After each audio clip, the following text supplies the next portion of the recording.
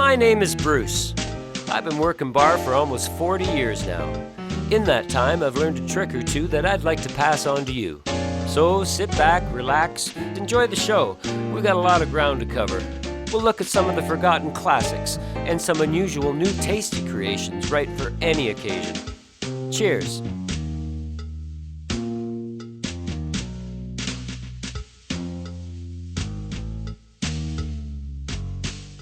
Weather-wise, it was such a lovely day, and the exotic dancers, strippers, they thought so too.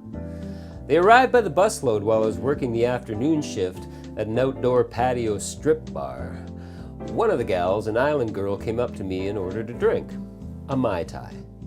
In Tahitian, Mai Tai means good, out of this world. Well, let me tell you, her act was just that, out of this world. I remember how surreal everything seemed.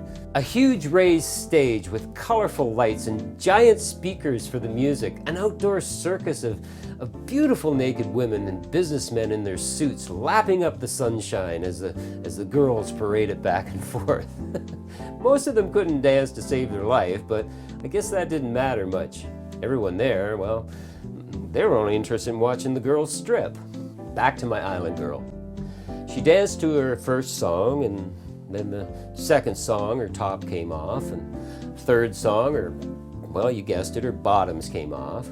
She moved to the front of the stage and straddled the edge as she lay on her back. All we saw down below was her butt and two long legs raised in the air and spread apart. Now this is where it gets a little bizarre. Out of her big 70s bush, yeah, nobody bikini waxed back then, good those days are over, came these hand puppets, singing the Manamana song. Manamana, manamana, manamana, manamana, manamana. You know the song. Oh my goodness. Everyone there, including myself, couldn't believe what we were watching. It was so offbeat and freaky. The fantastic part about the whole show, though, was she didn't just have one hand puppet, she had dozens.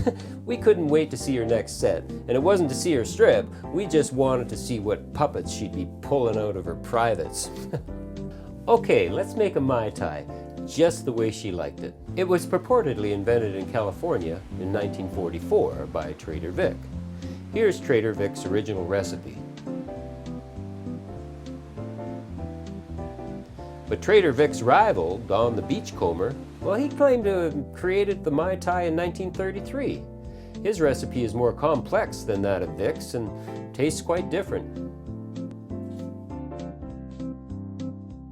So what's a Mai Tai? It's evolved over the decades, resulting in countless different recipes. But the common thread joining these recipes together are rum, good old amber-aged rum, orange liqueur, today I'm using Cointreau, almond flavoring, or jat,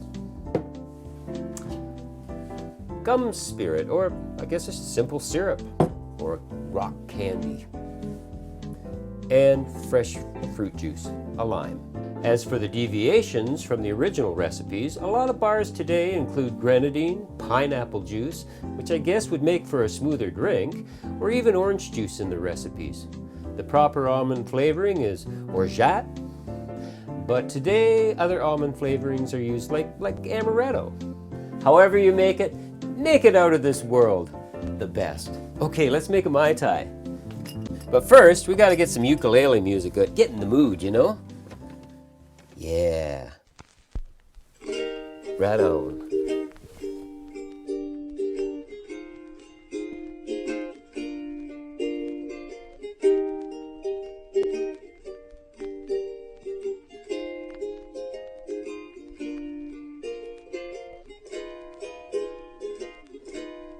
Rum is a distilled alcoholic beverage made from sugarcane byproducts, like molasses, or made directly from sugarcane by a process of fermentation and distillation.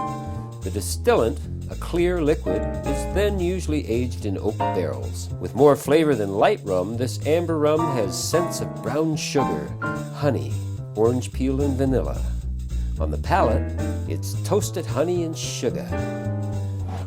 Cointreau. Introduced in 1849, Cointreau is a colorless orange-flavored liqueur.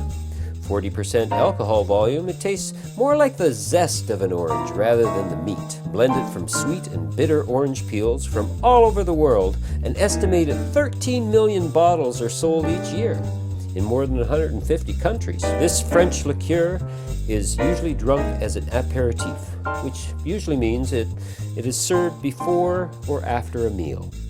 Orgeat syrup, made from almonds, sugar, and orange blossom water. Rock candy syrup or gum syrup. The advantage to using gum syrup is that, especially in heavy alcohol cocktails such as many of the classics, it adds a silky texture and softens the alcohol's flavor. It gives your drink more viscosity. Well, first we need to crush some ice. I got my handy dandy ice crusher. Isn't that wonderful? All right, let's do this thing.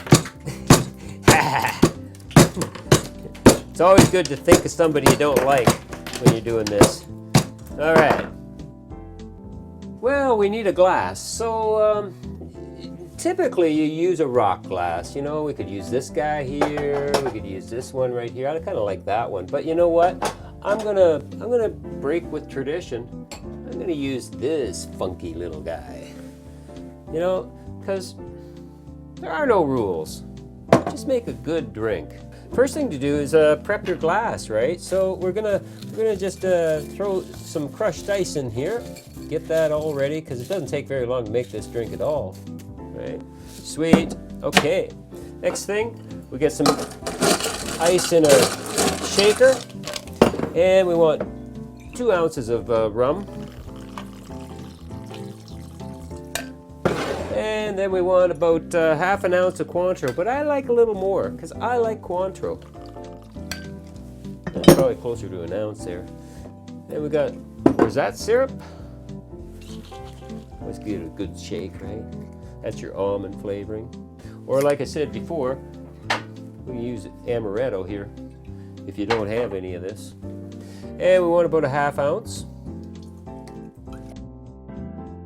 Now, if you don't have gum spirit, you can use rock candy syrup. This is simple syrup, so check out the video on simple syrup. And the only difference is 2 parts sugar, 1 part water to make rock syrup candy. Well, it's not candy, it's candy to me. So we want about a 1/4 ounce. This just blends everything together. Yeah, that's sweet. Then we want a lime. Here's my good knife here. We're going to cut the ends off here real quick. And cut her in half. And squeeze a whole lime.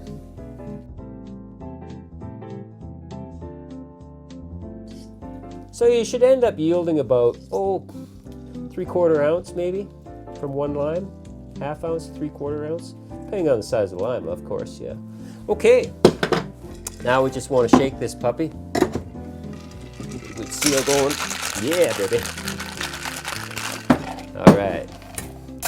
And we just strain her out. Yum. Beauty. Love it. Garnish. Well, you garnish with a nice little lime wheel. Some fresh mint. Sometimes you want to just like crumple it up, get those flavors going, get it like activated. And heck, why not an umbrella? Yeah, baby. Poke that through. Ooh. The wind caught it. Ha! And a couple little straws. And there's your Mai Tai. Oh!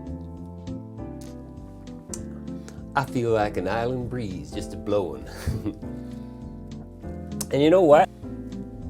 Like I said, all those deviations, I'm gonna add some pineapple juice to it, just because I wanna know.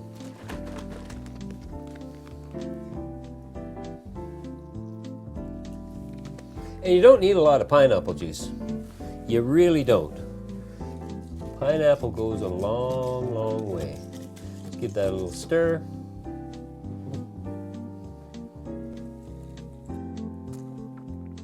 That is smoother. That is smoother. I don't know. I think it's a mood thing. Anyway, get crazy. Have a Mai Tai. Oh, and speaking of Mai Tai, have you checked out Mai Tai? This was my father's Thai, and it's from the 40s, right when the Mai Tai came around, right? He probably had a Mai Tai when he was wearing this tie. Who knows? Be happy, be safe, please drink responsibly. Make one. They're good. Potent.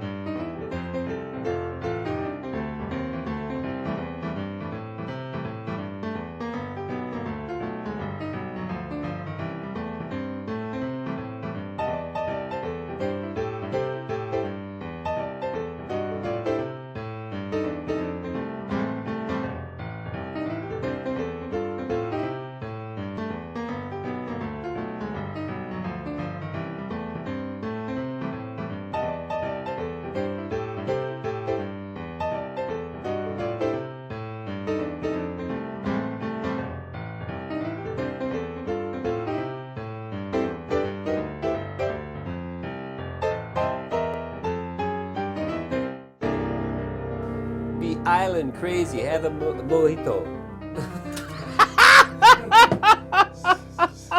What the hell am I doing? Oh, and then your tie. Oh yeah, my tie.